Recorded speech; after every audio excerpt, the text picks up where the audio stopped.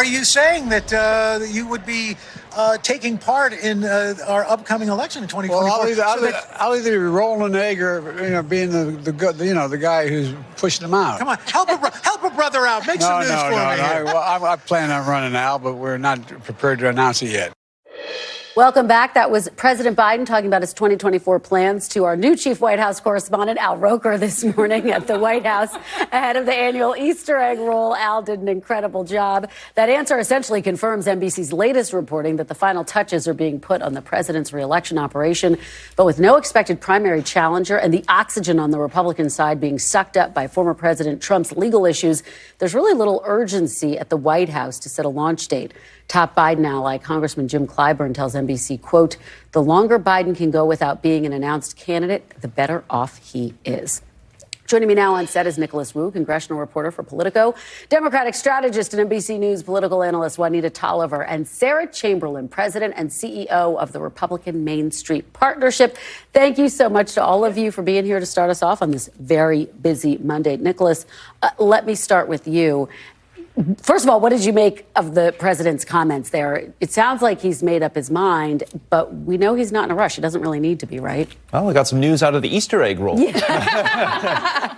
But always I think the best days. Exactly. But I think the interesting thing here is quite how much Biden really is biding his time before announcing his reelection. I mean, right now, he can just sit back and do the work of governing while there are all these negative headlines about Trump in the news, his legal woes, and all the other Republicans duking it out. Whereas Biden, at the end of the day, he's the incumbent, right? Like, yes, there are certain fundraising deadlines that he'll need to deal with if he wants to run for if it makes it official for re-election. But he can still draw on an incredibly large network and all the advantages of incumbency. Juanita, a source close to the president said that one reason he's holding off on announcing is to, quote, preserve the option not to run.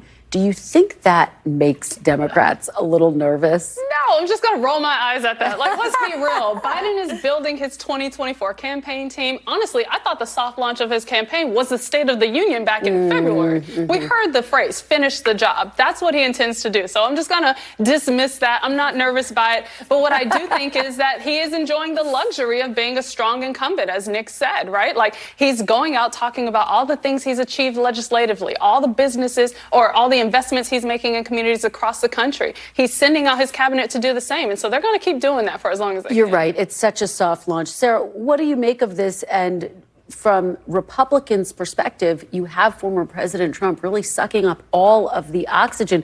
There's really no urgency for Ron DeSantis to get in, or even former Vice President Pence right now. I think you're going to see everything get pushed back closer to the summertime, which usually doesn't happen.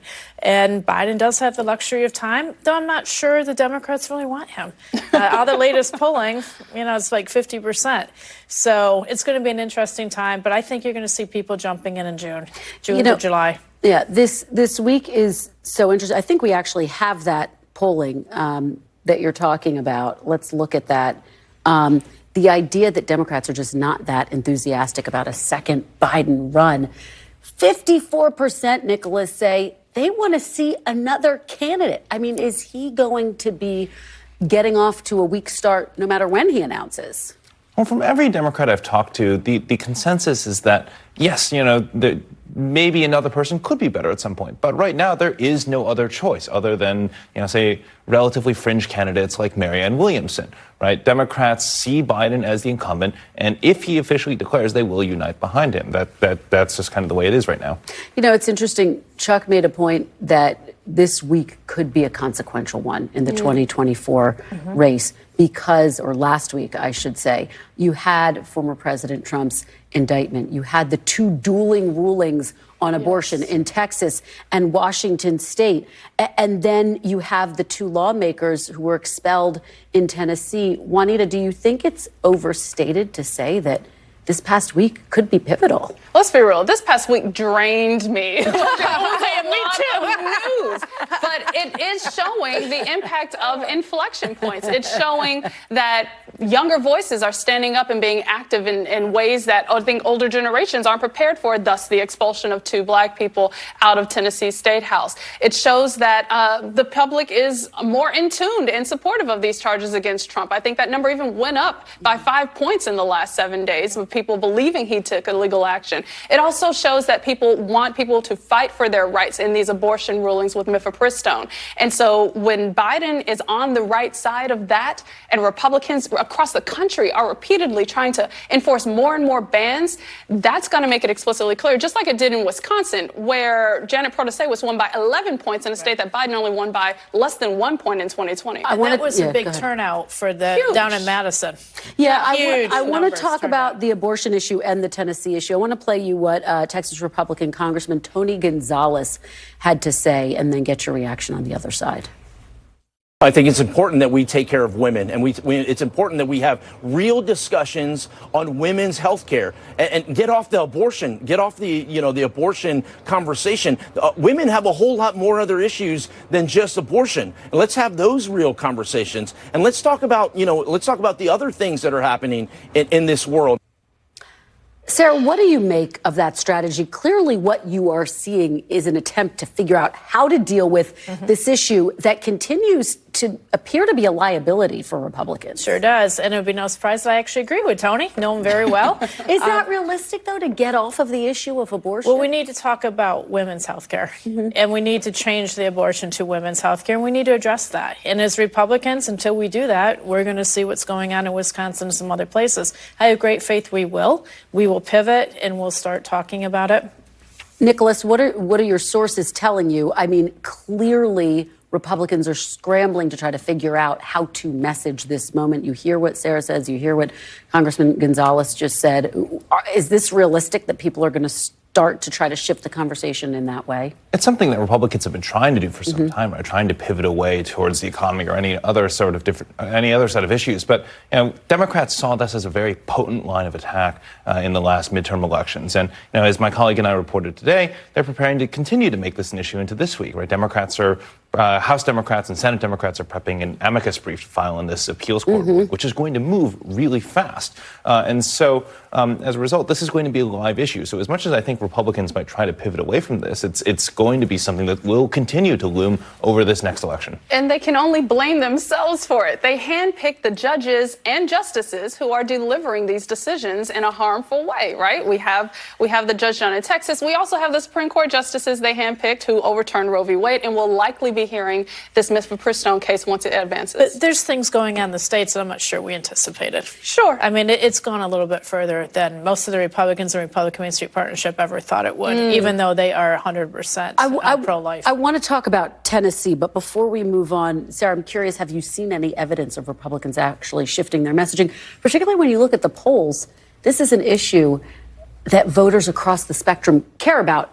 However you stand on it, people are fired up by this issue. Absolutely, and we're actually having meetings when the members get back around this issue because they're beginning, especially at Main Street, because we are the majority makers, we're beginning to realize we need to talk about women's health care and get off of just talking about abortion. Okay, so you're saying this is something we should expect to see. Okay, interesting. Let's talk about Tennessee. Vice President Harris was in Tennessee after those two lawmakers were expelled.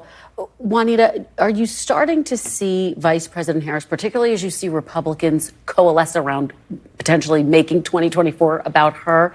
She's starting to find her voice as vice president in a different way. In a different way. I feel like her trip to the continent of Africa gave her confidence, and then she quickly went to Nashville. And I grew up in Shelby County, Tennessee, just for folks who didn't know. So I know the treatment, what it's like in that state. So hearing her say that, turning off the mics and trying to shut down the people who are speaking about democracy, speaking about their rights, is the problem. And I appreciate her going down there so quickly to be so vocal about this, because this is a ripe opportunity for her to carve out a path that a lot of people have criticized her for the past 2 years that she hadn't done yet. So she's planting a flag on this issue in particular. Let me play what Asa Hutchinson had to say about this and get everyone's reaction on the other side. I don't think that every national leader needs to comment on what's happening in Tennessee.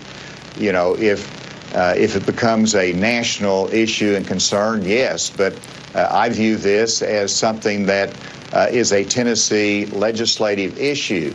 It's obviously a very serious thing anytime you take the elected representative away from the people who voted for them. It's a most serious consequence that you can have. I just can't judge right now. Nicholas Asa Hutchinson, presidential candidate, do you think that is sustainable to say, oh, it's just a Tennessee issue, when the entire country's been talking about it? It's kind of a risky lane for him to take as a presidential candidate when so much of the conversation around this really has been about the national issue of gun safety and gun violence. That has, it's always talked about in Congress. It's not just a state issue. So, Sarah, but for me, thoughts? I realize this is around guns and everything, but this goes back to gerrymandered districts and people not voting in primaries. If you voted in primaries, you may have different representation. That is what we have to start doing in this country. But do you think what happened in Tennessee could have reverberations, could have a backlash Certainly for could. Republicans nationwide? Certainly could. It was Okay. wrong and we shouldn't have done it. All right, guys. Great conversation. Appreciate it, Nicholas, Juanita, and Sarah. Thank you all for being here.